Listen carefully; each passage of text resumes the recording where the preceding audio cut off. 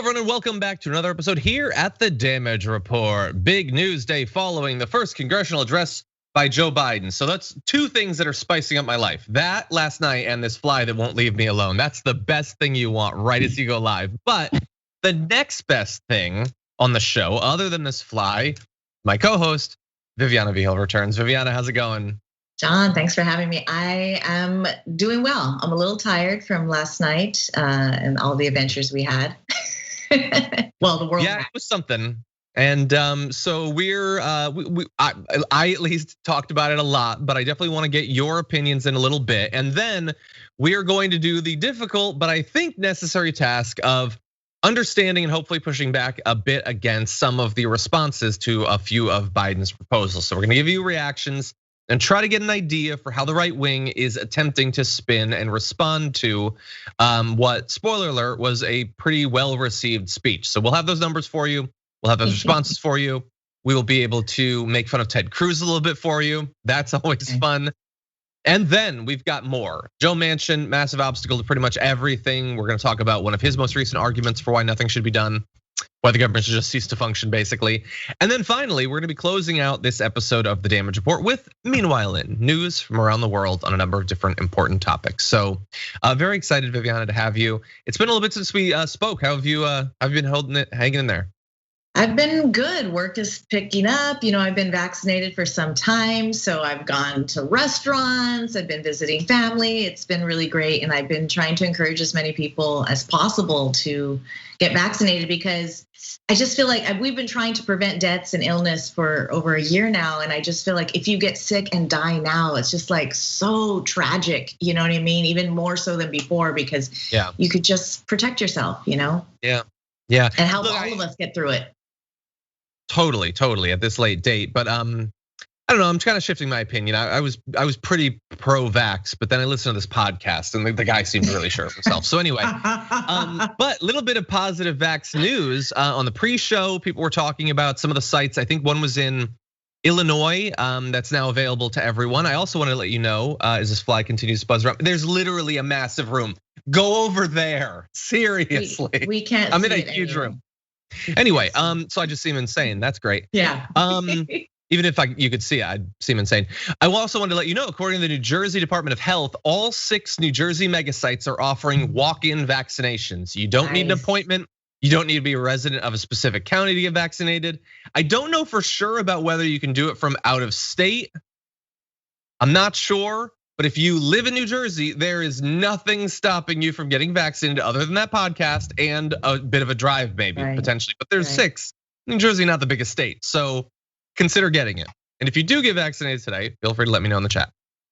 That said, we're gonna jump into this big hour of news, and as we do so, I would love it if you could hit the like button and share the stream. And if you want to send us messages, tweets, comments, concerns, super chats, anything like that, we'll respond as we go.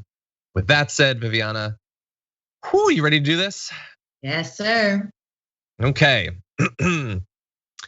Last night was President Biden's first address to Congress, and I said pretty much right after it ended that it wasn't necessarily designed for me.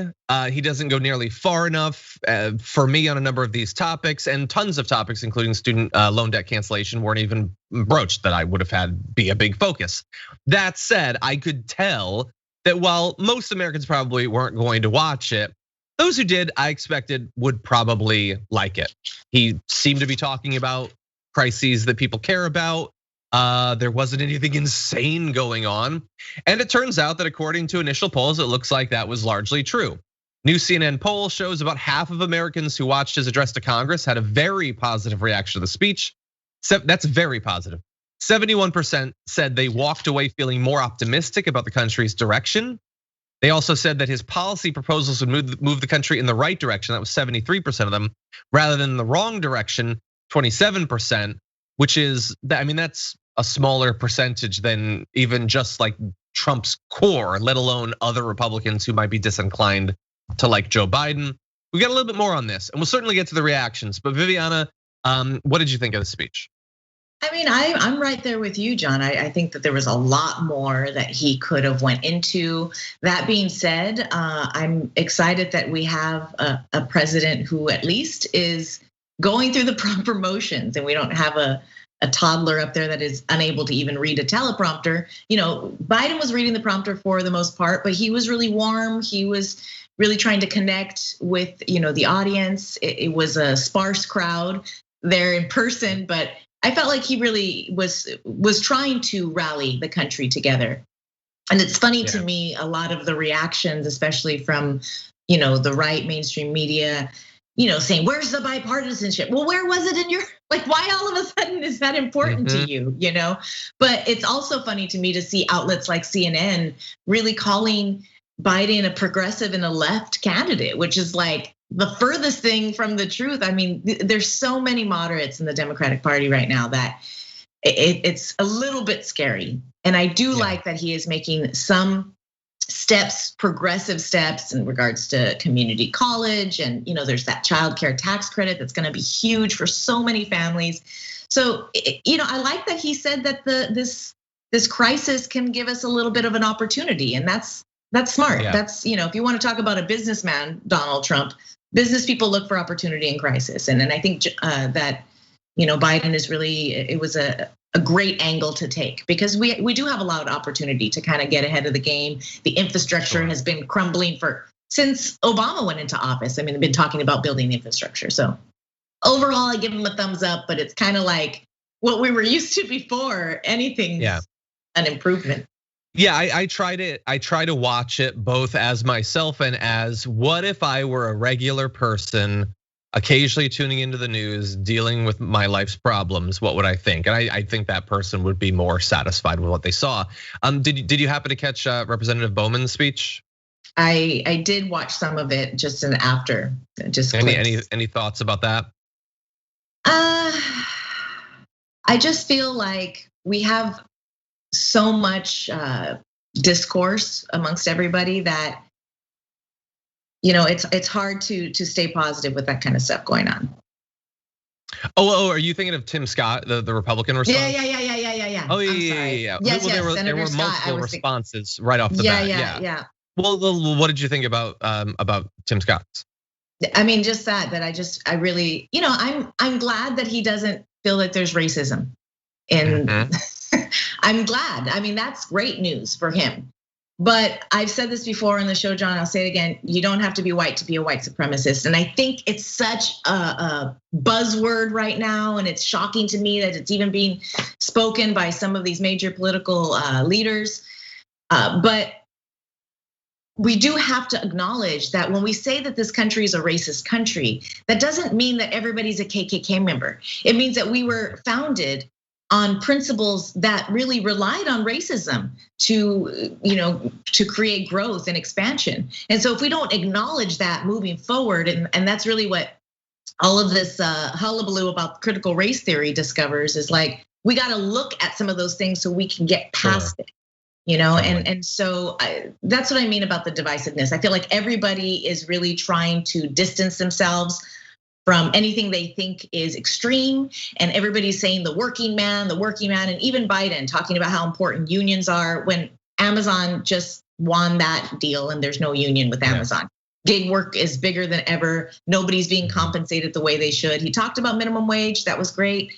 But you have people like Senator Scott, and I'm sorry I mixed him with Bowman, but you have people like that coming forward and really kind of devaluing other people's experiences. You cannot just say, well, I haven't experienced it, so it must not exist. Well, I haven't experienced a lot of things, and that doesn't mean they don't happen. So it's a real rough time right now, and I'm very afraid, because I think we know that 2024 is gonna be a really, really monumental election, and the way we're going, it's critical that we get things right. Yeah, I'm not at this point feeling super optimistic about what is likely to happen in the next presidential election, but appreciate your response. Now, let's turn to, we're gonna do this fairly rapid fire, ideally, because I wanna get to a lot of these, but what is the response to what Biden had to say? The rhetoric the substance. The Republicans obviously are not gonna just stand up and applaud. They didn't applaud cutting, child poverty in half. They're not gonna applaud most of his big plans, certainly. They have to respond with something. And the initial attempts from a lot of their politicians, I would describe as a bit fumbling. So for instance, Senator Marsha Blackburn tweeted in response to an article, or in response to his call for universal daycare, which would be massive for so many families, the amount of money that you spend. So huge idea. She doesn't want people to get excited about that. So she tweeted, you know who else likes universal daycare? And it's a 1974 article about the Soviet Union. Okay. John, I loved your tweet response to that. Do you remember what you tweeted? Yeah, it was the Soviets ate food, therefore I shall not. Yeah, the Soviets liked lots of things. They liked hugs and ice cream. It's okay to like those things. And I love the idea that how many constituents does she have? How many parents? How many parents that are paying $1,000? Who's going to be against this, John? Who's going to read her tweet and be like, good point. I would love to not spend $1,000 a month on this, but that's true. Khrushchev was in favor of it, so I don't want to be. Yeah. It's but there is something to look at when you see what other countries have done in regards to childcare, and there were failures. There were, centers that weren't strong enough, they weren't skilled enough. So we can learn from that. Just because something wasn't necessarily 100% successful in the past, it doesn't mean we can't adapt. We don't have to throw the baby out with the bathwater. It's a perfect analogy. Yeah. Especially if the Soviets did it. Yeah. But anyway, that was what Bowman was talking about too, to go back now that I didn't mix it up. We have to push forward for these kinds of things. And so it's exciting to hear it being discussed. Will it be implemented? Probably not, because when it comes down to pay that bill, everybody seems to think it's too expensive. But you got to invest in the kids. If we want to solve homelessness, if we want to solve all these things, we have to start at the beginning. You can't just wait until it's in flames. Yeah, very worried about what's going to end up being left in that infrastructure bill, assuming anything passes. But we will continue to talk about that. I do want to broaden it a bit though. So Marsha Blackburn, not in favor of the universal daycare, which, good luck with that rhetorical battle. But then, okay, what about the rest of it? Because there's a lot that he wants to do in this new plan that would, in a number of different ways, help people out. People who are struggling, working multiple jobs, they need help on things like healthcare and stuff like that. It doesn't go as far as I would want, but it's a lot more than we have now. So what is her initial attempt to convince the American people to turn against all of this new relief coming? Here's what she's got. What this would do is incentivize women to rely on the federal government to organize their lives. It takes away from them the ability to organize their family life as they would like to organize it. Yeah, none of that is true. So the idea so offensive. It's so offensive. Like, okay, so now as a woman, a childless woman, I'm still offended. So go ahead, let's say in theory, you were gonna have some kids. And then throughout your life, you have two potential worlds. You have the current world where you have to cover all the childcare. It potentially affects your career in a negative fashion. When they wanna go to college, they're gonna go massively in debt for it. So in this other world, we help to defray those costs. Sorry, Viviana, you've lost the ability to organize your life. She said, by the way, later in the video, it would force you to rely on the federal government. 2 years of college, whether you like it or not. Year 3 pre-K mandated takes away choices from the American people. Like, literally none of that is true. It doesn't mandate any of that. It makes it available if you want it. She literally wants to take away the option. She's literally taking away choices. And guess what, Marsha? Women are working anyway. It's already affecting them. Very few families have the luxury to have one stay-at-home parent. Very few families. And they're relying on neighbors and relatives and all kinds of friends just to get food on the table, and for her to sit there and act like it's gonna be some crutch, like women are just gonna leave their families. And also, why are we talking just about women, Marsha? There are men who are parents too. People need childcare because we have not raised the minimum wage. Hello, and not just the minimum wages. All wages haven't raised. Everything's going up. Cost of living increasing, jumping, a mile a minute. No one's getting raises over here. I've made the least amount I've made in 20 years in some cases. So for her to say that we're taking away choices by giving choices, I really don't even understand what she's saying. Mandatory school, who said that? Who said you have to go to college? Nobody said that. So but the idea, it does play into a lot of people who watch Fox News have been convinced for decades that higher education is the worst thing, and they associate it just with liberal propaganda to your kids, as at the state level they try to stop certain things from being taught and everything. But anyway, they wanted you to believe, oh, they're gonna make your kids get turned into libs against you. Yeah. And this is so far the best counter argument they have. And I get it. The American people have very little expectation for their government, and but I don't know. Like, there's a lot of people who are suffering when potential relief is dangled in front of them. The idea that they're just going to say, no, screw that, I don't want it because of Stalin. Okay, if that's the best you've got, then let's see. It's a lot of misinformation. I saw, it's a lot of radio stations. There's a local one here in LA talking about the child tax credit, that they're calling it another stimulus check, which in some ways it is, but it's a child tax credit coming to families. And so people, without knowing anything about what's going on, oh, no one's gonna wanna work anymore. I mean, this is just comment after comment after comment. And so this is the misinformation that's coming out, that people are just gonna be sedentary and are not gonna work. I even saw a story that a bunch of asparagus went bad because they didn't have anybody to come and work in the fields. Does that have to do with people getting unemployment, or does that have to do with the crisis at the border? Because we used to have a pretty fluid workforce coming through and taking advantage of, being migrant workers. And so there's a lot of variables, but it just seems like the GOP, I'm gonna change their name to Gaslight Obsessed Party, because they just wanna trick you all the time. I don't get it. Yeah. Well, it comes in some other forms too. So let's turn now to the media. One of the areas of Joe Biden's speech that I actually liked was he gave I think a fairly good, if not incredibly strong, refutation of the idea of trickle-down economics and the idea that we can just keep showering the rich with money and somehow that's gonna benefit us. Sure, it didn't work under Reagan or George W. Bush or Trump, but surely the next time it will work. Well, okay, we need to fight back against that. And so he's starting to. Now that said, the right isn't going to like that because they want more of these tax cuts, and their media. People like the hosts of Fox and Friends would stand to gain a lot of money from future tax cuts. So they're gonna turn against those. So we got a couple of clips for you. The first is an attempt to pretend that being against all of this aid going to the working class is actually a Fox defense of the working class. Here is Ainsley Earhart. I was just saying, I thought it was very polarizing last night, because they're saying, we'll take care of you. We're gonna pay all of your bills. You can't do it on your own. But you hear everyone in the diner this morning saying, we want to work. We want people to come back to work because we like feeling proud of ourselves. We like putting our head on our pillow at the end of the night and at the end of the day, and knowing that I worked hard for that pillow, for that food that was on. Was that a My Pillow reference? It was. They actually talked more about the My Pillow afterward. I don't know. Are they sponsored by it? I don't know.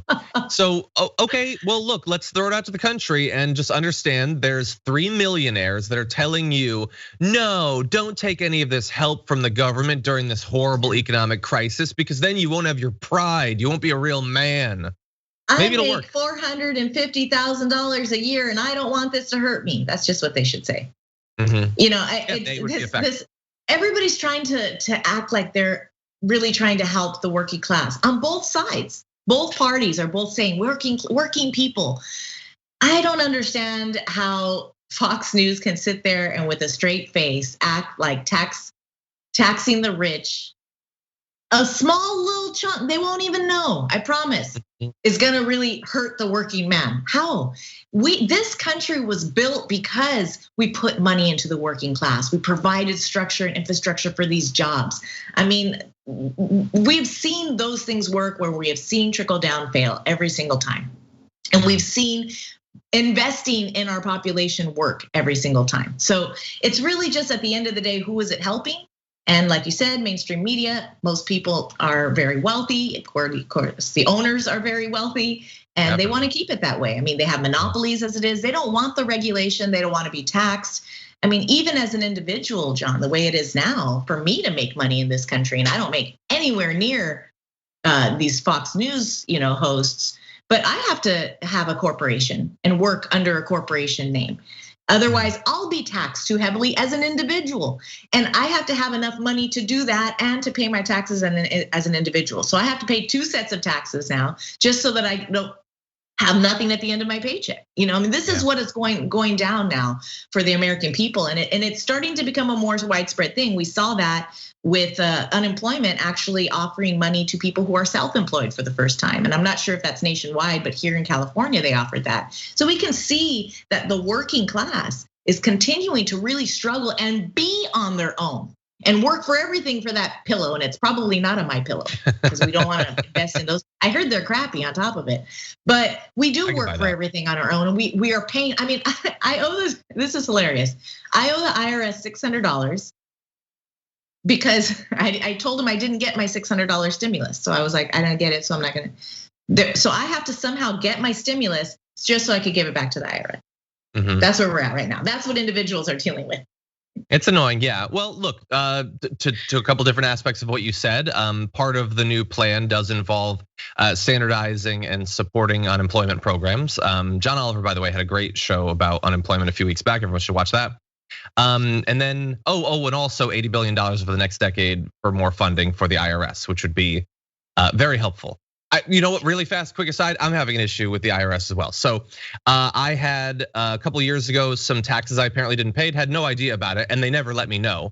So years go by, I paid taxes multiple times since then, they never brought it up. Anyway, years go by, they let me know about it finally, and what do you know? There's some penalties and there's some interest because I hadn't paid because I didn't know about it. So I was lucky that I was one of the people that was in the know enough to know there's a program that can get rid of some of those penalties if you've never had penalties before.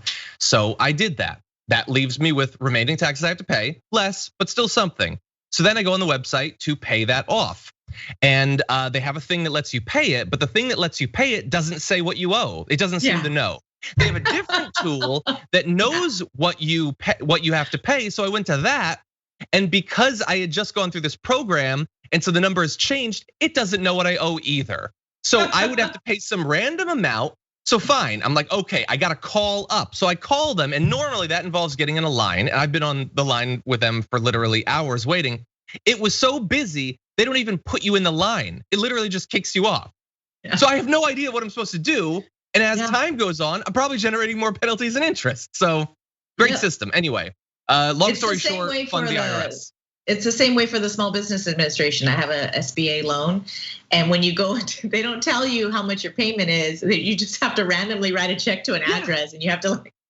And is it going to go to the right thing? Like, no, I want to pay that bill, you psychos. Anyway, whatever. Okay, so I have had some issues with taxes. Fox and Friends is going to have some issues with their perception of Biden's tax plan, because Biden is saying, no more trickle-down economics. And I think he was really clear about it. I thought he was very clear. I thought it made a lot of sense. And it's a complicated thing to understand. So I thought he did a great job there, because people need to understand when we talk about tax the rich, it's not like we're just gonna take half of what you make, rich people. It's, that he really broke it down. And I feel like you said, your average Joe watching, the speech is gonna be like, maybe look into it more, maybe understand it a little bit more. But when we talk about working on infrastructure, I think we need to work on the infrastructure of technology as well, because it's not connecting. It's really a mess.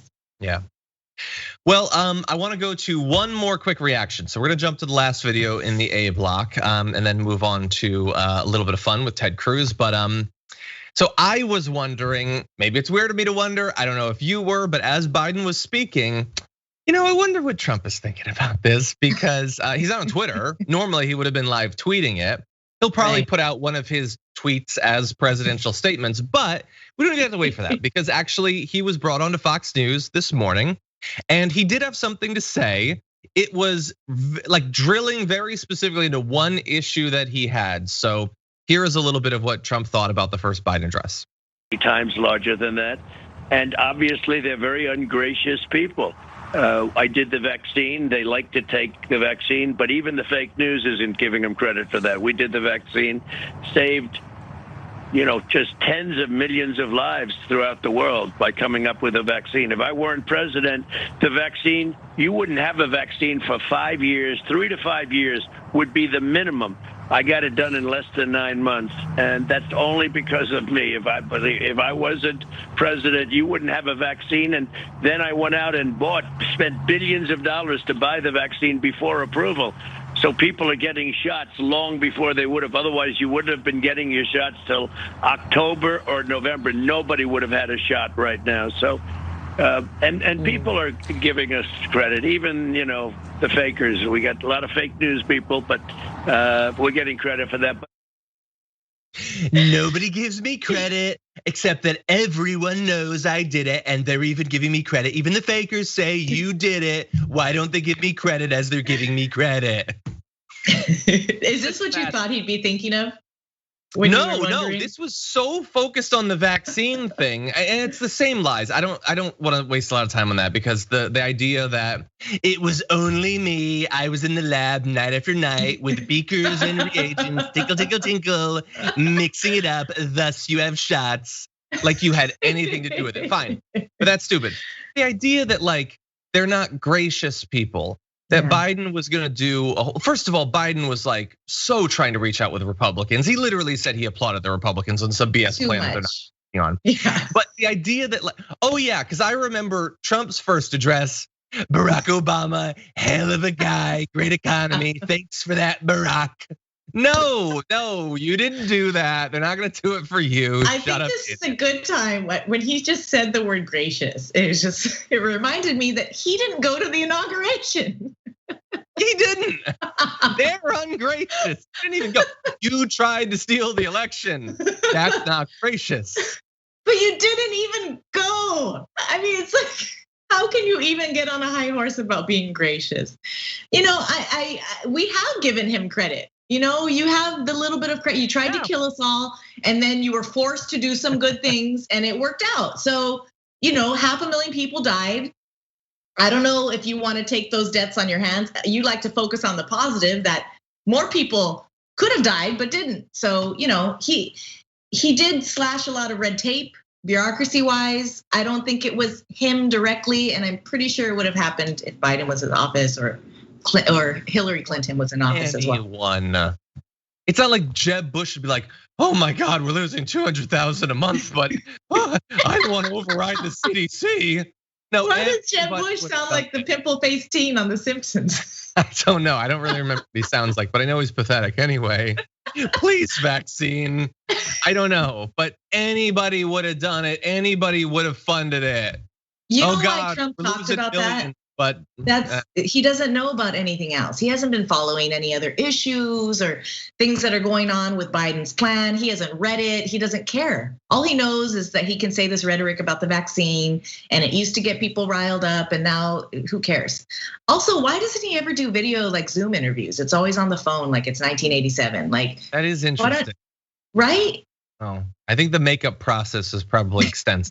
I don't know if did he bring his makeup person down to Mar-a-Lago? I don't know. Anyway, okay, so with that, we've got almost all of our reactions out. There's one more thing I want to focus on, but first, we're gonna turn to the audience and see what's been going on. Forrest Dudley says, hey John, I totally missed the pre-show and didn't get the notification for this one. I freaked out when I saw that I'd been unsubscribed. Then I realized I'd somehow switched to my backup YouTube account, sigh, shaking my head. See, Forrest went through that whole thing very reasonably. For any right winger, that would have led to, I've been shadow banned. No, just sometimes there was a little mistake. Anyway, Tony Fedora says, I don't always listen to TDR, but when I do, Viviana is the co-host. Stay progressive, my friends. Oh, nice. Thank you. Yeah. Free Spirit Dragon Mama, who sent me an awesome dragon belt and belt buckle. So thank you very much for that. Free Spirit Dragon Mama says, hi Viviana and hi again, John. I did think it was one of his better speeches. I know last half was pandering a bit, but at least he brought up minimum wage, surprise for sure. If he can do half of his promises, fingers crossed. We'll see if he can do half of his promises. I hope that he manages half of his promises. I think we will say that he won't, but we know that already, sadly. I mean, there's some people who are gonna try to stop him, and he didn't call them out. No mention of Manchin, no mention of cinema. you've like best case scenario, you actually mean what you're saying and they're trying to sabotage you and you refuse to admit it. That's weird. Yeah. Text Stan says Marsha Blackburn is basically just Louis Gohmert in a blonde wig. Yeah, they're doing their best with what they've got, and it's not much. Okay, Octo Squiddies over on Twitch says I do appreciate John trying to reason with the fly before resorting to violence. AT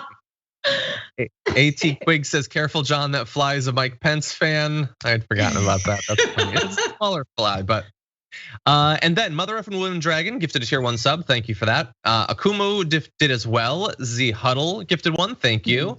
Black Raven did, and Dijati as well. Thank you to all of you for gifting those subs. Very nice of you. Let's Lonely hit 4 months of Twitch subscribership or membership. It says, did he just say it would take 3 to 5 years, but also you wouldn't get it till October, November? Yeah, it's just so, and there's no pushback. There's no 5 years. They have there's other vaccines. I don't know for sure. Pfizer wasn't part of his program, was it? And people have it. So it's just, it's so demonstrably untrue. But she doesn't bring him on. John, you're not being gracious, John.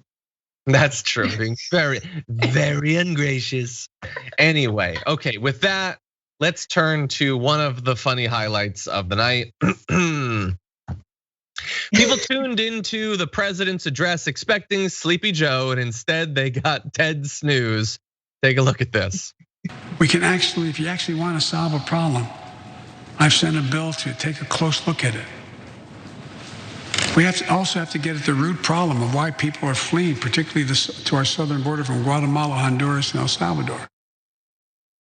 Okay, so I don't know if it's funnier, the idea that they got the camera on him just as he was about to go to sleep, or if he was like on the verge of sleep for so long that no matter when you went to him, you were gonna find it. But it is great that it was literally while talking about people fleeing near the border. So very timely for him. Usually that would get him excited because that's what he likes to do. He was like, ooh, vacation? No. I think he pictures laying on the beach, nice drink with an umbrella in it. I mean, I think Cruz probably sleeps through most of the stuff that goes on in there because he doesn't really seem to be much knowledge on how to make. He just, this guy, I really don't get him. But we know that Joe is a Sleepy Joe. That was a perfect nickname for Sleepy Joe. I loved it. You know, we're not Trump fans, but he gives good nicknames. I'll be honest. We have a boring president again, and it's a good thing. So if you doze off a little bit, it's kind of on you if you're a senator. No, it's okay if you're at home, not when you're a senator. Well, this is the most work he's done. That sleep was the most work. Anyway, Tesla Ranger says he's jet lagged. That's funny. I personally think, like, you know that like warm sleepiness, like when you're too warm. You need to understand. Can we put up the video of him? He has an entire live possum stuffed into that mask. That is gonna warm you up. So let's be understanding. Anyway, there were some great responses online that I want to get to. Someone who I am probably too much a fan of, Padma Lakshmi, tweeted, "When you're mentally on a beach in Cancun," totally. The Daily Show. So Trevor Noah's been like feuding with Ted Cruz a little bit. I love it. He had a few. He said, "Looks like Ted's eyes are hooked up to his state's power grid." That's sad and unfortunate, but great. He also tweeted this gross with an image of Ted fantasizing about that porn video he tweeted out that time. Oh my God. That's pretty good. And then my favorite one, because it is so true of my own personal experience, from Tommy Vitor, says, "When you were warned to take half, but you wanted the full edible." Yeah, it hasn't kicked in yet. Like, it's been an hour. No, I can have the rest. Anyway, right. Now the thing is, Ted Cruz is going to try to make himself look cool out of this. Like, I don't know. So he tweeted hashtag boring but radical. Again, no, I know that you guys are gonna like try to have your Sleepy Joe and eat it too, but like, yeah, it's so radical. He's destroying everything. I'm getting snoozies. So do you not care that he's destroying everything? Right. If he's so radical and so progressive and they're ruining why are you asleep? You seem to be lulled by the calmness and the security that he's providing for you, the blanket of freedom that you're under. Exactly. And then the Washington Post tweeted out, Ted Cruz was roasted for appearing to nod off as Biden spoke. He blamed the president, boring but radical, to which Ted Cruz, quote, retweeted, true that. And wow. Cruz is just like the nerdiest guy. He's the nerdiest frat boy that they don't even like in the frat. And his like dad put a lot of money and he was in the frat, and so they let him in, but nobody liked him. He didn't invite him to parties and stuff. Yeah. That's who Ted Cruz is. Not a fan. Like always hitting on chicks, all slimy and gross. Like he's the kind of guy that's like, hey, let me open the door from you, and you're 50,000 feet away, and he's like making you run and jiggle on the way. He's that guy. That's Ted Cruz. That is very specific. I'm sorry that you've had to go through that apparently, but anyway. Every woman's gone through that. Yeah, well, that's unfortunate. Okay, I think that's enough of Ted Cruz. So why don't we turn to a little bit of news that we narrowly missed yesterday. Sorry, a bit of a pulling it out of nowhere for the director. Rudy Giuliani was surprisingly back in the news this week because, and this was breaking news, he won, I think, 2 Razzies actually for his appearance in the Borat subsequent movie film. There's other news too, but that's the important part. It was a great role. He'll be remembered for the rest of time. Wow. I actually envy him that he got to be in that scene with the woman who's basically the star of that movie. She was so talented, but yeah, no, he's just the worst. Oh, and then also he got raided. So we're gonna give details, but I don't know. What did you think at the time? Were you expecting any developments in the whole Rudy Giuliani thing that they would actually? I was kind of surprised. I honestly didn't think it was gonna go anywhere, and the fact that he actually has been raided. I mean, you know that it took a lot to get to that point, and they're taking everything. They may find something that we don't even know about yet, or at least we don't know about. Maybe they know about it. So I was shocked. I'm sure Giuliani's shocked. I'm sure Trump is a little nervous. Of course, he's going to distance himself. But the truth is going to come out eventually. We're going to see it. I was surprised, and I'm looking forward to seeing what comes out of it. Yeah, I'm always curious, but I don't have high expectations for the investigations into Rudy Giuliani or into Donald Trump, just because they're cloaked in so much power and wealth and influence. Rudy Giuliani obviously much less so, but they're protected from so much that I don't really expect much. And the part of it with Rudy Giuliani is, like as you say, maybe they'll find something we don't even know about. That's entirely true. But ostensibly, this is about Ukraine and his weird lobbying over there and the promises he might have made and his involvement with Lev Parnas and all that stuff. The issue is what he did and what Trump did was awful. Totally justified for him to be impeached over that. But I just feel like the country has moved on so much. I mean, Trump ran for re-election and almost won after that. He's been impeached again since then. Right. He killed over 500,000 people. Like, I just feel like as important as it was and should be, it seems now low stakes in comparison to so much that happened since. That's sort of my fear. I agree with you. Were you surprised that they even raided him? Yeah, I didn't expect him to really be on their radar. I assumed that he was so bad at hiding what he was doing that I thought we'd already gotten everything out of him back during the initial story, back in the lead up to the first impeachment. We probably already have. I mean, we know, and we have a suspicion that he's guilty of these things with good reason. So, they're gonna find evidence, but like you said, I totally agree. When you have that much power and money behind you, you get to hide a lot of things. And it's really not gonna have any sort of, even if they find him guilty and it's not gonna do anything to anybody else. He's gonna be a little alone on an island, and he did it by himself just because he wanted to. It had no effect on anybody. It's going to be distance from Trump. It's going to be distance from the Republican Party. It's going to be distance from all of that. So yeah, and somehow they'll blame Hunter Biden again. I don't know how. Well, get involved. Guarantee right now, go to Fox News. They're talking about Hunter Biden, definitely. But anyway, there's just one section of this I want to read. So his lawyer, Rudy Giuliani's lawyer, Robert Costello, says that the raids are legal thuggery. And he says that Rudy has cooperated with prosecutors and offered to answer questions not involving his privileged communications with Trump, of course, knowing that that's what people want to know about. He was communicating with Ukraine and then passing information back with Trump and vice versa to have a scheme to effectively try to sink Joe Biden's presidential campaign. That's what the whole thing was about. So saying you'll answer questions, but not about Trump, that's really not cooperation at that point. Yeah. And that's really where it maybe potentially matters. Although again, Trump was impeached over it. I don't think he's gonna go to jail over the Ukraine thing. But anyway, Trump was asked about this, Viviana. So here is what he had to say about the raid of his former, maybe current lawyer. In Manhattan yesterday, what do you want to say about this? Your reaction to this DOJ executing a search warrant of Rudy Giuliani's apartment? Well, it is incredible because you bring up John Kerry and the horrible thing that he did and was doing for a period of time. And then you take the greatest mayor in the history of New York, you take a great patriot. You know, Rudy Giuliani is a great patriot. He does these things, he just loves this country. And they raid his apartment. It's like so unfair and such a it's like a double standard like I don't think anybody's ever seen before. It's very, very unfair. Rudy is a patriot who loves this country. Literally everything we've never seen before. Everything we've never seen. We have before. Definitely seen a bigger double standard than that. Sure. For sure, with you directly, Mr. Trump. Viviana, legal advice to you: if you're ever going to commit any crimes, please be a patriot first, because if you're a patriot, you're not allowed to be investigated for anything. It would be unfair. I don't even know what that means. What does it mean to be a patriot? Because does that mean you want to kill Mike Pence? Does that mean you want to burn down the Capitol building? What does it mean? It seems to be tied in with certain forms of patriotism, that's for sure.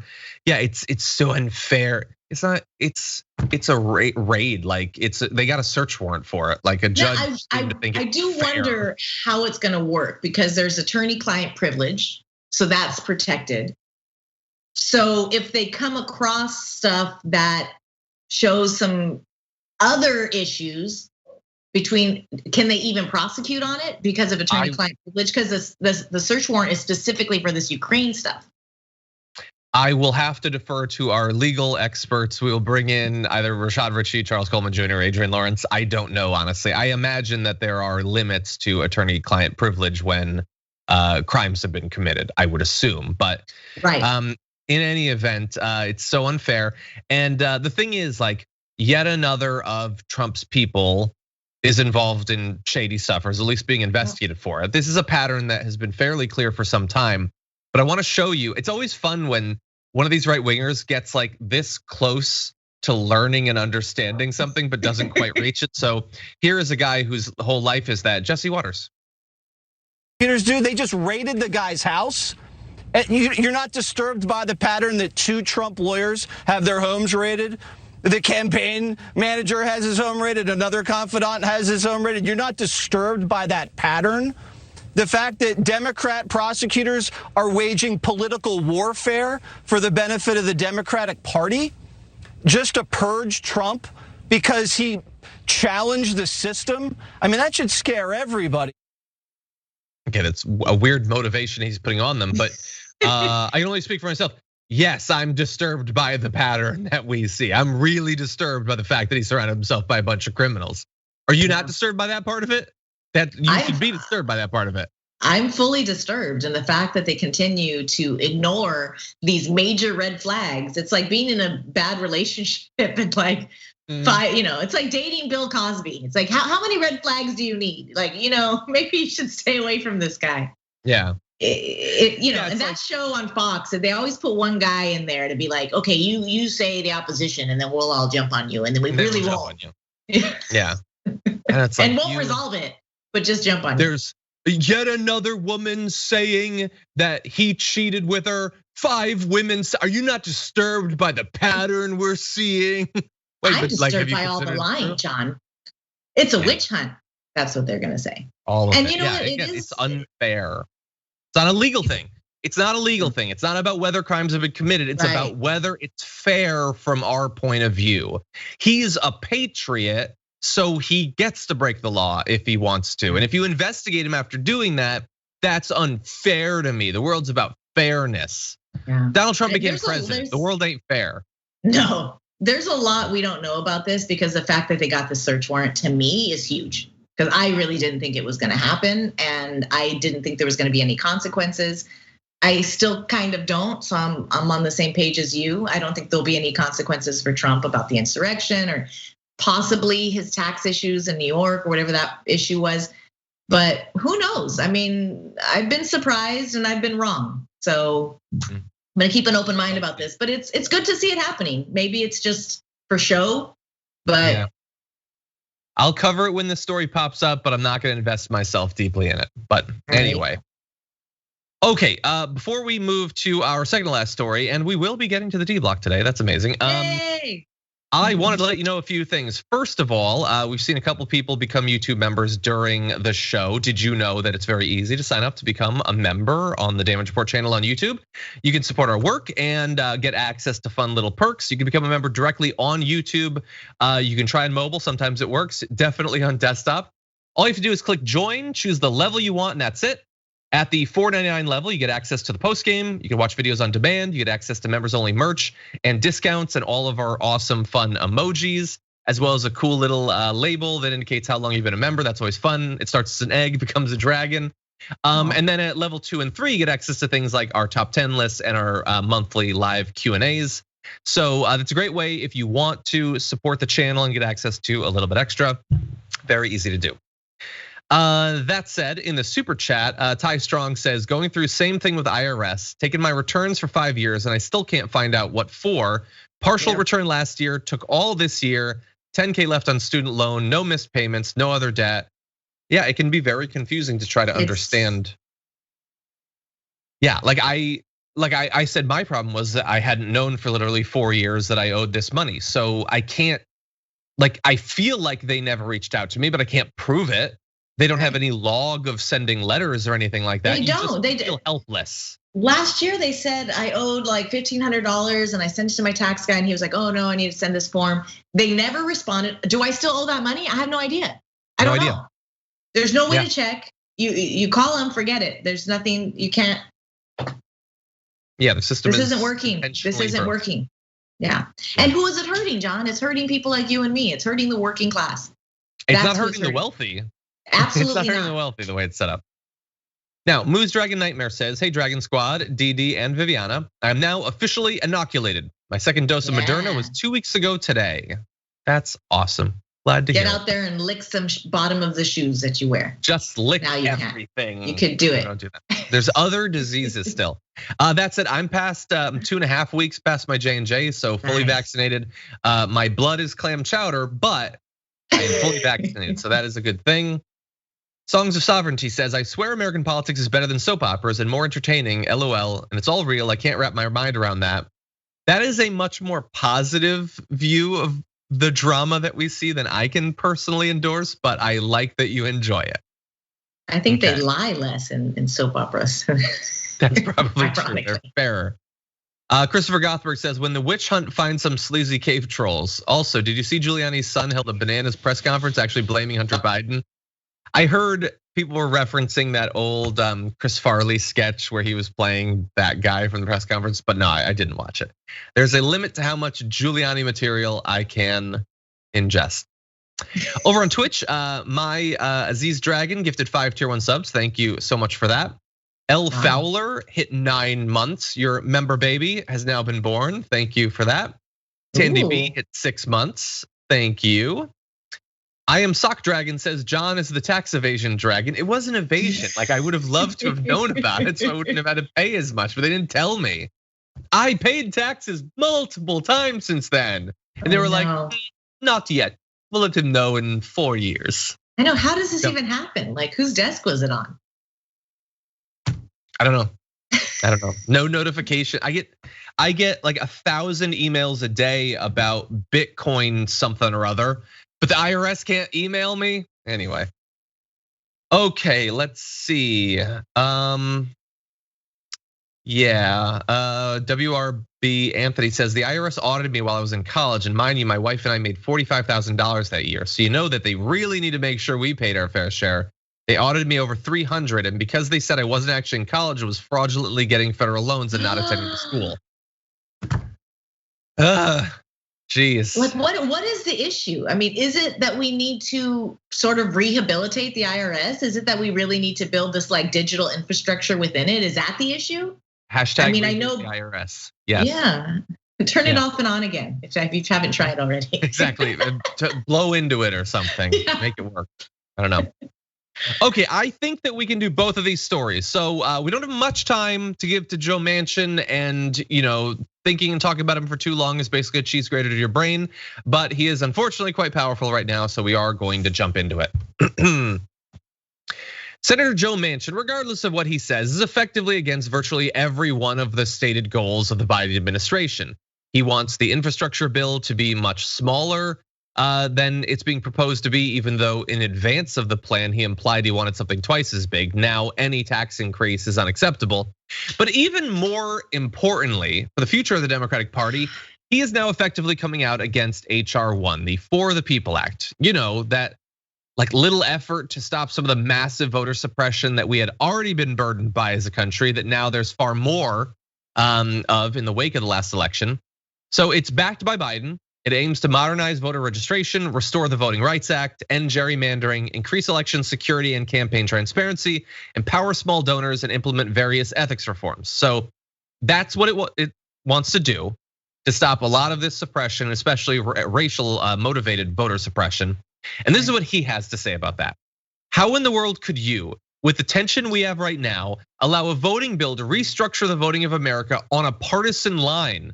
20 to 25% of the public already doesn't trust the system, and that a party line overhaul would guarantee that number would increase, leading to more anarchy like that at the Capitol on January 6th. I just believe that all my heart and soul that's what would happen, and I'm not going to be a part of it. Gosh, man. So instead of blaming the insurrectionists and their radical conspiracy theories and their white supremacist ideology, he wants to blame the left. And what boils down to like a push for equality and a stronger democracy. I mean, he doesn't get it. I don't know why we would expect for him to get it. He's a white guy named Manchin, and he's a politician.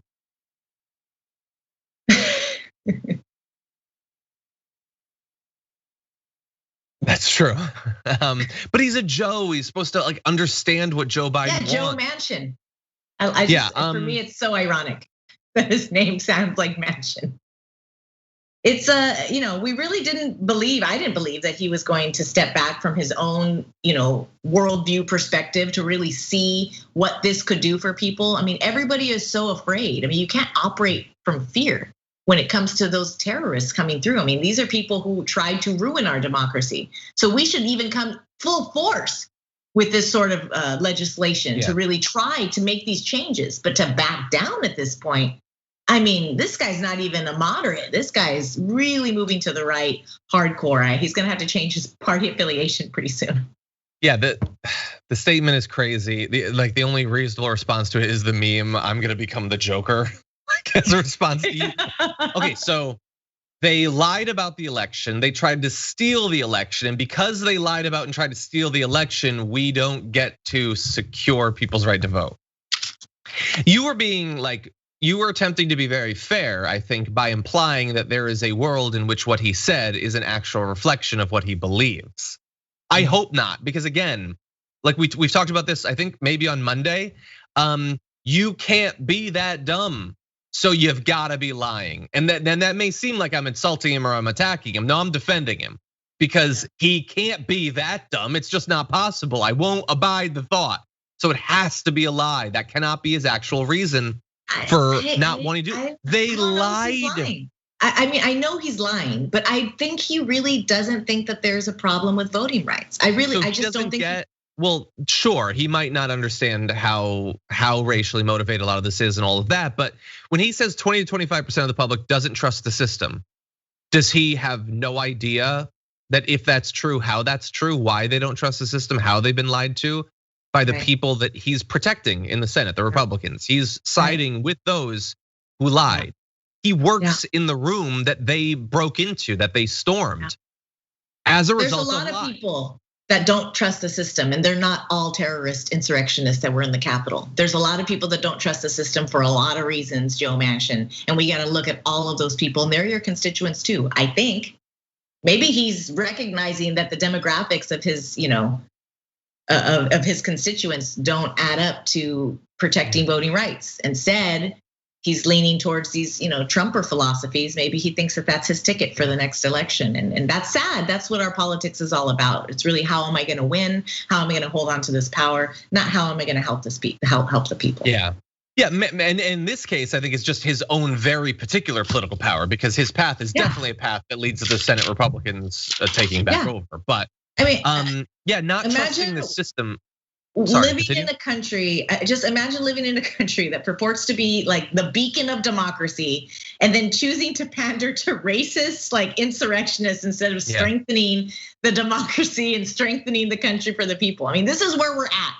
We're the beacon, but we don't want to protect voting rights. We don't want to, modernize our voting systems. We don't want to make sure that gerrymandering doesn't exist. I mean, these are things that we know happened, that were intentional, that are still happening. I know I just read that California might lose a seat because of the way these voting lines in the districts are being drawn. It's a big deal. I mean, this is stuff that has been laid into the framework of this country. So if you want to act like it hasn't happened, like, I'm with you. Is he lying or is he stupid?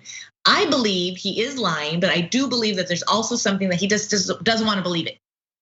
Well, we're past all that. Slavery's over. That's the whole thing we keep hearing, right? Slavery's over, as if there's no residual effects from having some kind of horrible stuff like that, and laws put in place to uphold stuff like that. So Joe Manchin is just such a disappointment. I don't understand how his political philosophy is shifting and what he wants to go, other than just to hold on to power, but it's definitely not to help people. Sure, and as you alluded to, there are different forms of not trusting the system. And not all of them are because you believe stop the steal and all the lies or whatever. Like, if you had to wait in line for 10 hours to vote because they decided to take a bunch of the voting places out of your area because it was a little bit too black for them, then I could see why you might not trust the system totally. If you had been unable to turn, the fact that in an area you might actually represent like the bulk of, this is what the people want, you can't turn that into political representation because of racial gerrymandering, you might not trust the system. But I guess that's not the right kind of not trusting the system for Joe Manchin. Or maybe it's just that the ones he's worried about are the ones who attacked the Capitol. So these terrorists scared him and now he's giving them what they want. I guess the pro-voting activists haven't been violent and wild and crazy enough for Joe Manchin to motivate him properly. Right? Anyway, way to set up the incentives, Manchin. Exactly. Now that said, we are rapidly running out of time, and we unfortunately do have a hard end time. So I think that, assuming Brandon's ready, why don't we launch into this next thing? I'm gonna need a heads up from Sophie when we're ready to go, because I know I'm just throwing that really fast. By the way, Jenny M says in the super chat, my brother Joey said if he gets a shout out from you, he will become a member. Well, let's see if it's true. Joey, do it, baby. Anyway, Sophie, are we good to go? Okay, let's do it then. And now it's time for news from around the world. And meanwhile,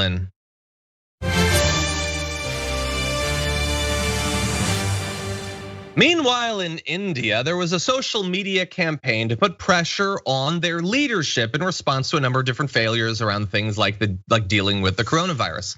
Except it was difficult for it to really get off the ground because Facebook actually banned the hashtag calling for Narendra Modi to resign. They did that yesterday. People who tried to post the hashtag instead saw a message saying that Facebook was temporarily hiding the posts in order to keep the community safe. Notably not saying which community is that they're trying to keep safe from political consequences. Anyway, they later said, after allowing it to be used, that it was blocked by mistake. And they claim that it wasn't because the Indian government asked Facebook to remove it or anything like that. It also says the block was the result of some of the kind of content that was using it, but they didn't specify what kind of content, how common it was, or anything like that. They just banned the whole thing. So they're saying it's not motivated by political pressure from the Indian government. I don't know, what do you think? John, you know how I feel about censorship, and I don't like it. And I know Twitter can do their own thing and they can do whatever they like, but this is the kind of stuff that you get mixed into. If we're using social media and Twitter as platforms to communicate, I want it to be as free as possible because I don't like that this kind of stuff happens. I think Twitter's lying, which they have before. In this case, it's Facebook, but yes. Oh, and Facebook, Facebook really needs to regulate on the misinformation that's going on. That doesn't mean censorship. It just means I like the little alerts, like, hey, here's more information if you want to click, or this hasn't context. Yeah, and when you have a country that's in crisis like this, mobilizing the people is really important. And they I think, have a right to call out their leaders and to say you're failing us. And if they can't mobilize together, then that's really holding a whole group of people down from trying to come together as a collective and change the system. I mean, they don't have a lot of power in India as it is. So it's concerning to me when I see this kind of stuff happening because it's a slippery slope. It's either like you're either pro-life or you're pro-choice, and if you're pro-choice, you can't have any contingencies. It has to just be this. So it's either gonna be free speech, and I use that loosely because I don't mean in the legal way, but you're either gonna be able to have a platform like Twitter where you can say what you like, as long as you're not like, I'm gonna murder people, I get that. Or you're not. Like, you can't have all of these super contingencies in what's allowed and the government controlling it. If the government doesn't want Twitter there, then the government can block Twitter. But I don't like when Twitter jumps in there and does things like that. And I think it's really disillusioning. By the way, yeah, it is. Well, and that's the thing. Like you've mentioned Twitter a few times. That's one of the things that makes people really nervous about this, because Facebook can say that there was no government pressure, and maybe that's true. Although I think that if you believe that Mark Zuckerberg and his company wouldn't lie to us, you're crazy. Right. But it was just less than a week ago that Twitter censored tweets critical of India's handling of the pandemic at its government's request. So an American social media company got requests from a government to protect its political leadership from debate, let alone actual consequences. And they did what they wanted. And so we're supposed to believe Facebook, they're saying it wasn't as a result of pressure. Are they saying there wasn't any pressure? Are they saying there was pressure, but that's not what caused us to do it? It was something else. It just happened to happen at the same time that Twitter was bowing to the pressure. Why would we believe? That's what we say in Spanish, conveniente. How convenient that you happen to have that and it happened to happen. It was just a flub. Yeah. We know what's going on. We know they're lying. There's a lot of money to be made. These politicians and these governments have a lot of money. And this is what's tricky. When we start relying on these private companies to allow us to communicate, then they have control over who and how and when we can communicate. Yeah. And we need to have a free way to communicate that's universal. And I know when the internet came to be, it was supposed to be like this free space, and it was really meant to create equality, and it's being subverted. That's why I suggest everyone go on Mike Lindell's social media site. Yes. Anyway, I'm already there. Yeah, are you? Meanwhile, Lynn.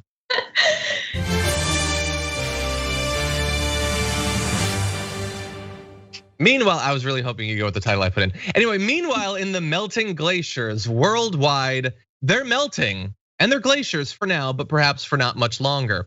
According to a new study, glaciers are melting faster, losing 31% more ice per year than they did just 15 years ago. This is according to three-dimensional satellite measurements of all of the world's mountain glaciers. So this is a new technique, and it's all-encompassing. They're talking about measuring literally every glacier in the world to figure out not only what's being lost, but how it's accelerating over time. Scientists calculated the world's 220,000 mountain glaciers. Wow, there's more than I thought there were, having only stood on one.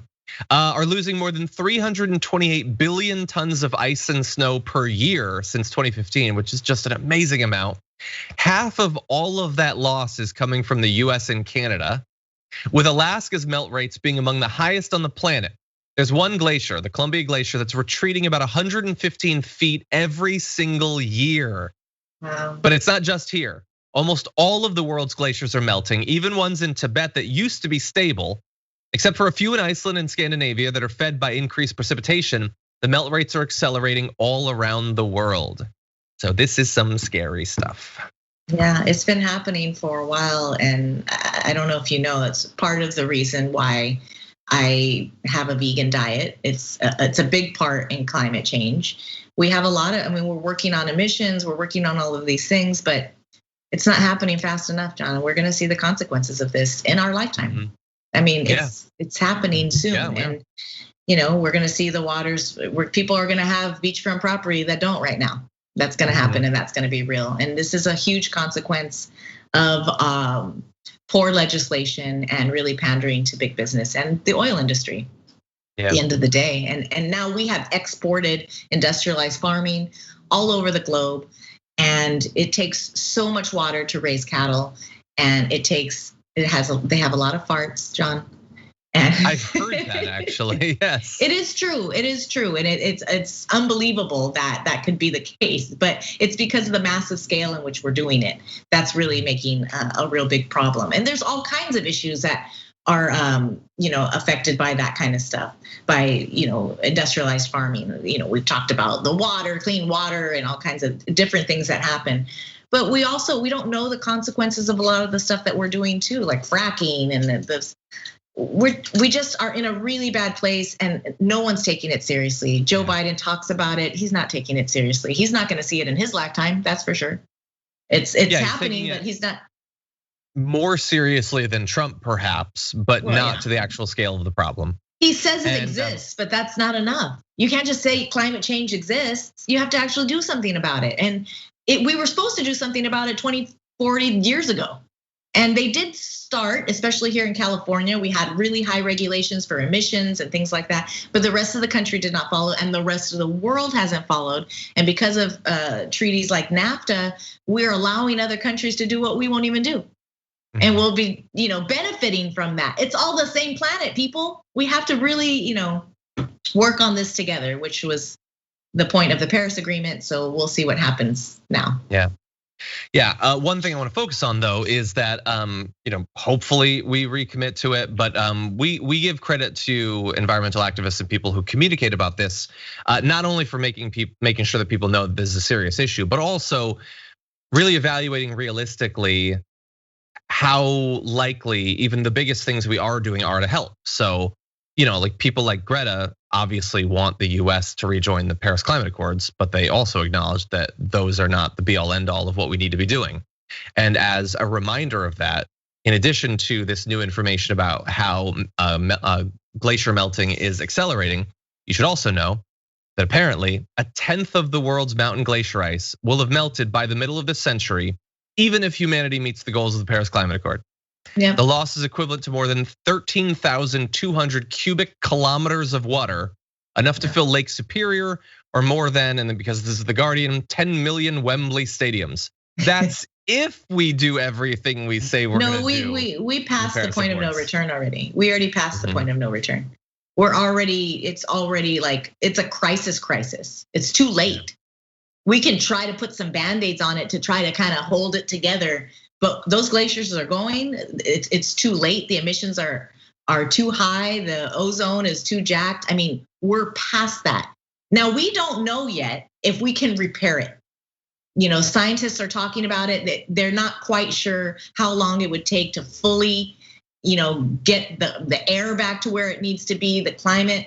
But we also don't know, how many countries are gonna really do what they're saying. And even the Paris Accord, it's like, what is it, by like 2025 or 2028? It's like, we don't have this time. It needs to have happened yesterday. Stuff is even longer. The time horizon is even longer. It's irrelevant. Like, I'm glad, like, we're not gonna sell any more, gasoline powered cars in California, like in 5 years. Well, everybody freaked out. Oh, Governor Newsom said we can't buy cars here that are gasoline based. Yeah, and like by 2028, that doesn't do any. It's not going to do anything. It's sort of like just a hope, and it's a political point to say that's it. And it's very sad because if people have children, this is going to greatly affect their children. We saw how these kinds of climate crises, when you start messing with the land, you start messing with the air. Look at the Great Depression. Look at how we didn't properly care for our land, and it caused famine. It caused a lot of trouble. We're going to see that. There's going to be another great famine. There's going to be a lot of people washed away. We're seeing it already, and it's very sad. Yeah, that's true. Well, that is a bit of a down note, but I do want to end. We only have a couple more minutes, but I want to end on a bit of an up note. So, meanwhile,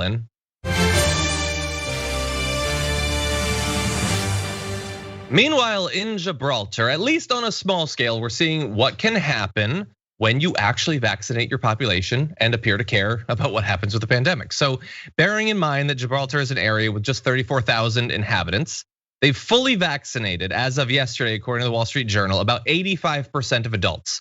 Its government says 98% of adults over 60.